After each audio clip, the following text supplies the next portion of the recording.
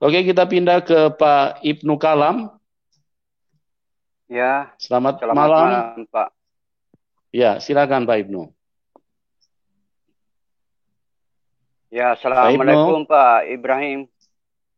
Waalaikumsalam ya. Assalamualaikum. Waalaikumsalam. Ya, Ahli. Hmm. Itu Ustaz Ya, Abdul Somad mengatakan tidak boleh mengucapkan Assalamualaikum kepada orang orang apalah kafir. orang non Muslim lah. Ya, gitu. Ya. Ya, Padahal karena di hadis itu. dalam hadis Nabi itu begini bunyinya Pak Ibnu Kalam. Nabi Ya, ya, Muhammad bilang begini, La tabda'us salam ilal yahud wan nasoro. Jangan memulai salam kepada orang Yahudi dan orang Kristen. Kalau kamu memulai salam kepada mereka, ataupun ada yang menyampaikan salam kepada kamu, fa'ajibhu alaika syam, atasmu kebinasaan dan kehancuran. Jadi itulah yang diajarkan oleh Nabi waktu itu. Begitu Pak. Saya ah, terima kasih bagus Pak ini. Ibnu Kalam yang mau menyampaikan salam kepada Pendeta Saifuddin Ibrahim. Dan ini Ya, hubungan ini karena harus kita lanjutkan terus Pak Ibnu Kalam. Ya Pak. ya, karena hadis itu ditujukan kepada orang yang sedang tidak baik hubungannya itu, bukan ya ayyuhallazina amanu itu. Ya, jadi antara Ya, orang Islam yang baik dengan orang Kristen yang baik itu tidak ada masalah. Jadi sewaktu hadis ya, itu ditujukan kepada adanya orang yang tidak sepaham itu atau orang cekcok itu, orang benci. yang menghina Tuhan salah satunya. Ya, Ya, jadi sewaktu Nabi itu masih hidup, itu tidak semua hadis-hadis itu ditujukan kepada semua orang. Jadi kadang-kadang itu Nabi, kadang-kadang sahabat Nabi itu bertanya, ini hadis untuk siapa? Demikian pula ya, ayat-ayat Al-Quran. Misalnya di surah ya, Al-Bayyinah itu yang sering disalahgunakan oleh sebagian ustaz, dia mengatakan semua ahli kitab itu tidak boleh begitu. Bukan. Yang dimaksud di situ adalah orang yang ada di hadapannya Nabi, yang diajak nah, berdebat. Demikian pula palsunya Al-Quran itu adalah orang yang berhadapan dengan Nabi. Bukan kau palsukan ayat Al-Quran, kau palsukan Alkitab, ditujukan kepada semua orang ahli kitab nah. itu. Ya, itu Iya, pengetahuan saya kalau tentang kalau ya, pengetahuan Pak Ibnu Kalam itu it is okay, semua orang setuju, apalagi orang Kristen senang sekali dengar bahasa Pak Ibnu Kalam. Sekarang ini yang tertulis di dalam Al-Qur'an bahwa Alkitab itu sudah dipalsukan oleh pendeta-pendeta mereka, oleh mulut pendeta-pendeta mereka. Bahkan mereka memutar-mutar lidahnya untuk mengatakan bahwa Alkitab itu adalah dari Allah, padahal bukan dari Allah. Begitu. Nah, sekarang sudah terlanjur. Dan yang berpendapat ya Pak. begitu hanya Pak Ibnu Kalam saja. Gitu. Kalau saya mah Ya, senang-senang sekali gitu. Silakan, itu kan ada itu kan hal yang mau. justru Bapak tadi saya mendengar dari Bapak, Bapak mau bertanya kepada orang Islam. Ya,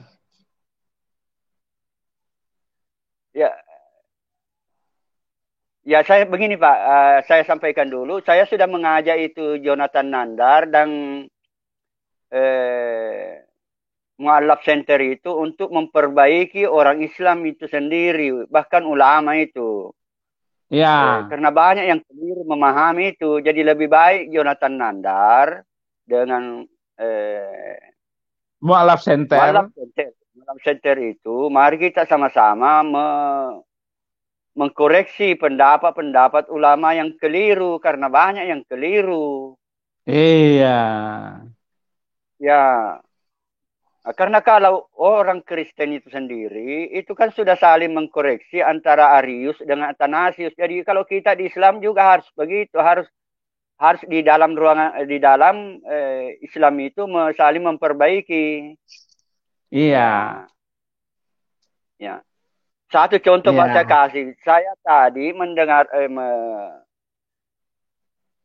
menonton videonya Syekh Ali Jaber. Saya mengetik di situ di siaran langsungnya supaya mari kita mengajak umat kepada tauhid. Jangan Iya. dibawa ke politik karena Al-Maidah 51 itu tidak ada hubungannya dengan politik. Malah Al-Maidah Iya. 51 itu masih musyrik karena Iya. aulianya adalah manusia. Di dalam surah Iya. Al-Baqarah 257 itu, di situ aulianya seorang Islam itu adalah Allah, bukan manusia. Bukan manusia. Iya. Ya, aulianya Allah itu, aulianya orang Islam itu adalah Allah. Jadi kalau berapa juta itu 7 juta orang dibawa kepada kemusyrikan ini kan berbahaya. Iya. Iya. Tapi saya diblokir. Karena Bapak dekat dengan pendeta Saifuddin Ibrahim gitu. Apalagi pendeta Saifuddin Ibrahim itu memang turunan Makassar kita gitu. Saya dulu turunan Makassar, Pak. Nenek moyang Jadi saya itu orang Makassar. Jadi maunya saya, orang Islam itu saling memperbaiki. Jadi saya mengajak Yonatan Nandar yang paham bahasa Ibrani supaya menjelaskan itu Alkitab kepada orang Islam. Karena gara-gara tidak paham Alkitab, mereka itu salah paham. Sedangkan saya yang rajin belajar kitab-kitab yang lain, bahkan kitab Weda, itu ndak ada keinginan saya untuk mengkoreksi itu iman seperti Anda itu. Ya. Karena memang satu jurusan.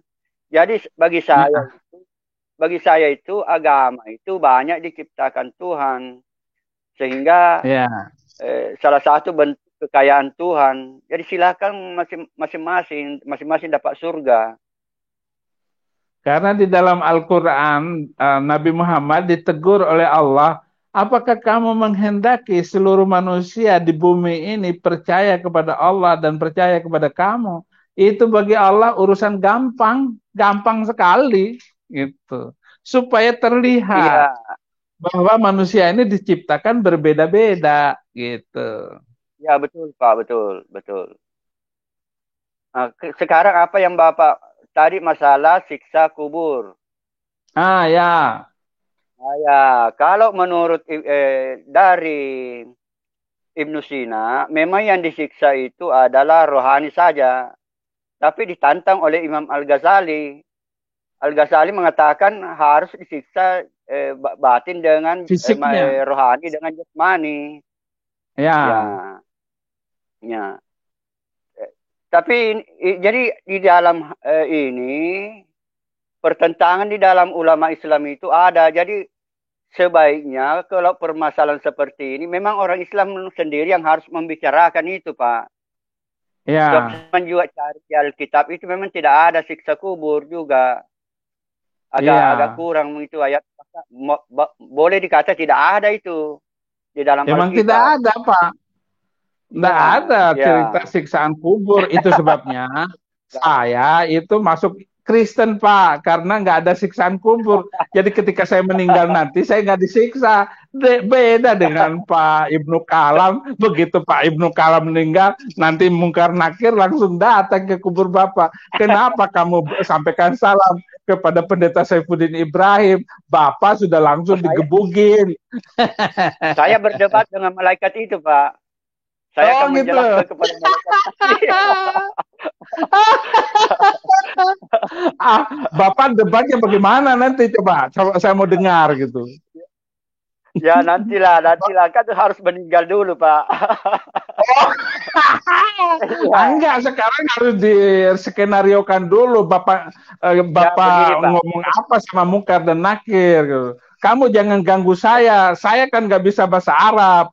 Kaifa ana astati an takallam Arabiyya wa anta takallam ana أتكلم باللغة إقليمية bahasa Makassar gitu dong. Iya, iya, iya. Ya, betul Pak. Tapi kan dijawab itu oleh ulama bahwa nanti kan karena kekuasaan Allah kan dipahami. Tapi memang menarik itu perdebatan itu karena kalau yang saya pelajari dari Ibnu Sina dengan Imam Al-Ghazali ya berbeda pendapat itu. Berbeda pendapat. Jadi ya, yang kedua ada kemungkinan memang itu hanya ancaman saja. Jadi kan supaya orang-orang itu jangan berbuat jahat sehingga diancam dengan ancaman kuburan, siksa kubur. Bisa jadi gitu. Pak Ibnu. Pak Ibnu. Ya Pak. Pak Ibnu. Ya Pak. Pak Ibnu bisa dengar saya, Pak? Dengar. Pak Ibnu bisa dengar saya? Jelas. Ya. Pak Ibnu. Jelas Pak. Ya, oke. Pak Ibnu, ini ada Yonatan Nandar mau masuk. Bapak berkenan nggak diskusi bertiga sama Pak Saifuddin Ibrahim? Karena Bapak kan tadi mengusulkan supaya Yonatan Nandar bisa ini. Apa Bapak bersedia Pak diskusi bertiga saja, dengan? Pak. Oke. Saya kasih masuk ya supaya ini. Oke. Supaya ini Bapak kan pikirannya lebih moderat, jadi supaya istilahnya hal-hal yang kurang stabil Bapak bisa ini stabilkan gitu ya. Oke Pak. Kita masukin Yonatan Nandar. Silakan. Halo malam. Ya, dan saya itu sudah dikafirkan oleh pengikut daripada Yonatan Nandar. Imam Syafi'i. Oh, sorry. Saya pikir ya, Nandar ini Yonatan Nandar tadi. Iya, maaf. Nanti ya, Pak. Sorry, kita kick dulu ya sebentar. Nanti diundang lagi. Ya, baik. Oke, kita kick dulu. Oke. Bukan Yonatan Nandar, tapi Yonatan aja, Pak. Sorry. Saya salah ini. Saya pikir tadi Yonatan Nandar yang mau masuk. Salah kira, Pak. Oke, Pak, silakan, ya, Pak. Jadi silakan, Pak. Lagi, Pak, ada kemungkinan itu memang Nabi Muhammad lagi mengajari saja itu orang, Pak. Jadi supaya orang itu berbuat baik, tidak melakukan hal-hal kejahatan. Itu kan masalah iman. Jadi sasarannya saja itu bahwa agama itu mengajarkan bagaimana kita supaya berbuat baik kepada sesama manusia dan berprasangka baik kepada Tuhan. Sebab yang paling utama itu berprasangka baik kepada Tuhan. Sebab seperti Bapak ketahui dulu, waktu di Islam, aku itu sesuai dengan prasangka hamba aku kepada aku. Jadi kalau Anda berprasangka yang kurang bagus kepada Tuhan, itu ya tidak ketemu Tuhan yang baik. Iya. Jadi bagaimana dengan siksaan kubur? Kalau saya tanya kepada Pak Ibnu Kalam, ayo jawab dulu. Ya, jangan siksa kubur itu yang disiksa itu Pak, kalau menurut dari Ibnu Sina yang rohani saja. Seperti kalau orang sedang tidur kan bisa bermimpi sehingga merasa ada siksaan, dikejar anjing sehingga merasa tersiksa. Dan tubuhnya tidak perlu bergerak. Tapi kan ini masalahnya bukan sekedar siksaan roh, tetapi Nabi Muhammad jelas sekali mengajarkan bagaimana siksaan kubur dan pedihnya siksaan kubur, bahkan min azabil qabri, yaitu dari azab kubur. Nah, di dalam Kristen itu tidak dikenal azab kubur, siksaan kubur itu gitu. Nah, inilah yang saya pertanyakan. Akhirnya saya mengambil langkah 1000 gitu. Karena bagaimanapun itu Nabi Muhammad mengajarkannya dengan jelas sekali. Jadi bukan siksaan rohani, tetapi itu fisikal sekali gitu. Ada bahwa siksaan kubur itu benar-benar disiksa gitu. Jadi kira-kira begitu. Nah, itulah yang menjadi bagian dari hal yang akhirnya saya mengambil keputusan. Karena jadi bukan masalah takut di siksaan kubur seperti itu, tetapi kan kebenaran dari pengajaran bahwa nabi-nabi ini harus mengajarkan hal-hal yang bisa diterima. Misalnya Yesus Kristus sudah mengajarkan nanti di hari kiamat atau di surga ada pesta seks atau ada perkawinan di sana, tidak ada. Tidak ada apa namanya tidur dengan 72 bidadari dan sebagainya. Hal-hal itu yang Bapak jangan ketawa dong. Ya, kalau Pak Ibnu Kalam percaya itu ya silakanlah untuk membayangkan. Tetapi kalau umur segini, terus saya membayangkan nanti ada pesta dengan 72 bidadari. Nah, itu juga hal yang membuat saya harus memikirkan ulang tentang kebenarannya. Jadi begitu, Pak Ibnu Kalam. Apalagi itu masih Pak, masih sederhana, Pak. Ada kan ustaz yang mengatakan sampai 70 tahun itu berdiri alat kelaminnya. Ini kan untungnya saya itu mempelajari tafsir. Di dalam kitab tafsir itu saya temukan bahwa penulis hadis itu tidak mau menulis, enggan untuk menulis sabda Nabi yang berbunyi, jika kamu membaca suatu hadis dan itu menjijikkan, yakinlah bahwa itu bukan dari saya. Nah itu, jadi saya berpegang kepada itu. Iya, Pak.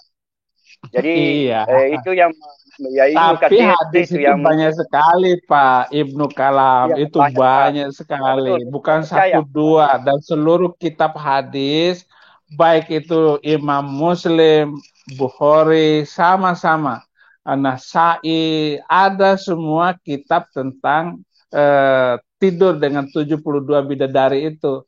Bahkan 100 bidadari setiap hari harus melayani dan saling dilayani. Jadi begitu, Pak.